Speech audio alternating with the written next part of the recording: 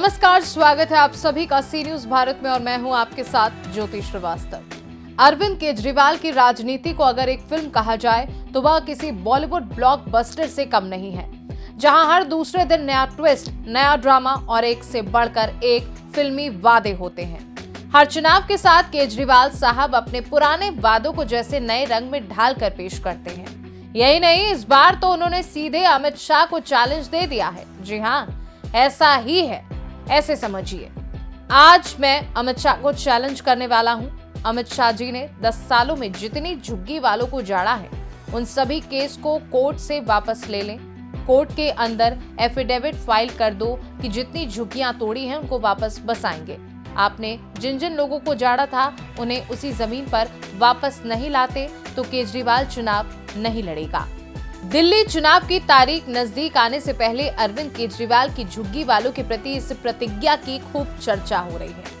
दिल्ली से चुनाव में अरविंद केजरीवाल की गारंटियों और प्रतिज्ञाओं ने एकदम अलग ही फिल्म बना ली है। दिल्ली की राजनीति में अरविंद केजरीवाल भीष्म पितामह की तरह प्रतिज्ञा खूब ले रहे हैं। वो पहले भी ऐसा खूब कर चुके हैं। इस बार जब जंग खूब तगड़ी है, तब केजरीवाल के पास रणनीति दमदार नहीं, बस फ्री की रेवड़ियां और प्रतिज्ञा खूब खास है। जी हाँ, ये पहली बार नहीं है जब अरविंद केजरीवाल ने प्रतिज्ञा की हो। अरविंद केजरीवाल का हर चुनावी वादा एक नई सीरीज बन चुकी है और उनकी राजनीति तो जैसे हर पल एक नया एपिसोड है। कभी वो दिल्ली को पूर्ण राज्य का दर्जा दिलाने की कसम खाते हैं, कभी कांग्रेस से गठबंधन ना करने का वादा करते हैं और फिर उसी कांग्रेस के साथ गठबंधन कर दिल्ली की सरकार बना डालते हैं। देखिए, हम ये जोड़ तोड़ की राजनीति नहीं करने आए, सत्ता की राजनीति नहीं करने आए, सत्ता हथियाने और सत्ता पाने नहीं आए। हम लोग इस देश की राजनीति बदलने के लिए आए। हम लोग अपने अपने करियर छोड़ के आए, यहाँ करियर बनाने के लिए नहीं आए।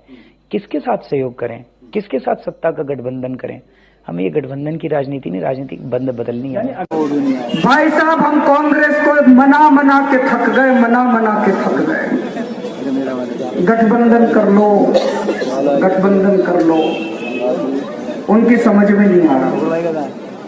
आपसे पूछना चाहता हूं, होना चाहिए नहीं होना चाहिए गठबंधन? आज अगर कांग्रेस का गठबंधन हो जाए, बीजेपी 7 सीटें हार जाएगी। जैसे साल 2013 में अरविंद केजरीवाल ने अपने बच्चों की कसम खाई थी। उन्होंने बच्चों की कसम खाकर कहा था कि वो कभी कांग्रेस के साथ मिलकर सरकार नहीं बनाएंगे। हालांकि बाद में केजरीवाल ने कांग्रेस से हाथ मिलाया। कांग्रेस के समर्थन से अरविंद केजरीवाल दिल्ली के सीएम की कुर्सी पर बैठे थे। इसके लिए बीजेपी लगातार केजरीवाल पर निशाना साधती रहती है। बीजेपी कहती है कुर्सी के लालच में केजरीवाल ने अपने बच्चों की कसम तोड़ दी। कोई लेना देना नहीं है और बच्चों की कसम है, ना बीजेपी से गठबंधन करेंगे ना कांग्रेस से गठबंधन। आज अगर कांग्रेस का गठबंधन हो जाए, बीजेपी 7 सीटें हार जाएगी। हारेगी कि नहीं हारेगी? इतना ही नहीं, पिछले साल अक्टूबर में अरविंद केजरीवाल ने दिल्ली को पूर्ण राज्य का दर्जा दिलाने की कसम खाई थी। जनता अदालत के दौरान अरविंद केजरीवाल ने कहा था, मैं आज कसम खाकर जा रहा हूं कि दिल्ली की जनता को उनके अधिकार दिलाकर रहूंगा, दिल्ली को पूर्ण राज्य बनवा कर रहूंगा, दिल्ली को एलजी से मुक्ति दिलाकर रहूंगा। आज दिल्ली में जनतंत्र नहीं है। पहले हमारे देश में ब्रिटिश राज था, आज हमारे देश में एलजी राज है।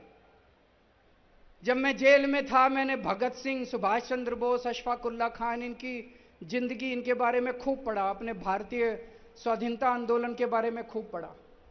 मैं सोच रहा था, भगत सिंह ने इसीलिए फांसी खाई थी क्या कि अंग्रेज जाएंगे और एक एलजी आके दिल्ली के ऊपर राज करने लगा, एलजी का राज हो जाएगा। अगर दिल्ली की जनता चाहती है कि दिल्ली में बस मार्शल होने चाहिए, तो क्या एलजी को बस मार्शल हटाने की पावर होनी चाहिए? अगर दिल्ली की जनता चाहती है कि अस्पतालों में फ्री दवाइयां मिलनी चाहिए, तो क्या एलजी के पास दवाइयां बंद करने की पावर होनी चाहिए? अगर दिल्ली की जनता चाहती है कि हमें फ्री टेस्ट मिलने चाहिए, इलाज फ्री होना चाहिए, तो क्या एलजी को इलाज बंद करने की पावर होनी चाहिए? अगर दिल्ली की जनता चाहती है कि हमें फ्री बिजली मिलनी चाहिए, तो क्या एलजी को फ्री बिजली बंद करने का अधिकार होना चाहिए? कौन होता है एलजी दिल्ली के लोगों के खिलाफ निर्णय लेने वाला? हमें दिल्ली के अंदर जनतंत्र लेके आना है, जो पूरे देश के अंदर दूसरे लोगों का अधिकार है। पूरे देश में आप पंजाब चले जाओ, राजस्थान चले जाओ, मध्य प्रदेश चले जाओ, छत्तीसगढ़ चले जाओ, वो लोग वोट डालते हैं, जिस सरकार को चुनते हैं उस सरकार की पूरी पावर होती है। आज दिल्ली के लोगों के पास अपनी पावरफुल सरकार चुनने का अधिकार नहीं है। मैं एक बहुत छोटा आदमी हूं। आज से 10-12 साल पहले सोच के देखो, इस देश में कोई जानता नहीं था केजरीवाल कौन है, कोई नहीं जानता था। ये तो पता नहीं मैंने कुछ पुण्य करे थे कि आप लोगों ने इतना मेरे को मान सम्मान, इतनी बड़ी जिम्मेदारी दे दी। मैं दिल्ली की झुग्गी बस्तियों में काम किया करता था, झुग्गी बस्तियों से उठा के आप लोगों ने अपने दिल में बसा लिया मेरे को। मैंने पता नहीं क्या पुण्य किए थे मैंने। आज मैं आपके सामने कसम खा के जा रहा हूं, अपनी जिंदगी के अंदर आपको मैं पूरे आपके अधिकार दिला के रहूंगा। दिल्ली को पूर्ण राज्य बना के रहेंगे, दिल्ली को एलजी से मुक्ति दिला के रहेंगे। दिलानी है कि नहीं दिलानी? दिल्ली को एलजी के राज से मुक्ति दिला के रहेंगे, जनता का राज शासन करके रहेंगे, जनता का शासन कायम करके रहेंगे दोस्तों। वहीं इससे पहले साल 2011 में एक इंटरव्यू की क्लिप को लेकर अक्सर केजरीवाल पर निशाना साधा जाता रहा। उस इंटरव्यू में अरविंद केजरीवाल एक टीवी चैनल पर कह रहे थे, मैं एक बार फिर पूरी तरह से साफ कर देना चाहता हूं कि मैं अपने जीवन में कभी चुनाव नहीं लड़ूंगा और मैं अपने जीवन में कोई पद नहीं लूंगा। मेरी कोई राजनीति महत्वाकांक्षा नहीं है। अब जब विधानसभा चुनाव आ गया है, एक बार फिर अरविंद केजरीवाल के झूठे वादे खूब याद किए जा रहे हैं। अरविंद केजरीवाल की राजनीति वादों और प्रतिज्ञाओं का एक दिलचस्प कॉकटेल बन चुकी है। हर चुनाव के मौके पर उनका मैं तो बस ये करूंगा, वो करूंगा, नया सीजन रिलीज हो जाता है। अब तो केजरीवाल की राजनीति में प्रतिज्ञाएं और वादे एक तरह का ट्रेडमार्क बन गए हैं।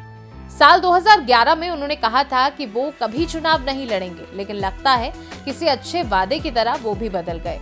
अब हर चुनाव में नई गारंटी, नया वादा और हर बार एक नया फिल्मी ड्रामा सामने आता है। इस बार चुनाव के बाद क्या कुछ और दिलचस्प देखने को मिलेगा, ये तो वक्त ही बताएगा। फिलहाल के लिए खास रिपोर्ट में बस इतना ही। देश दुनिया की बाकी खबरों को जानने के लिए आप देखते रहिए सी न्यूज़ भारत।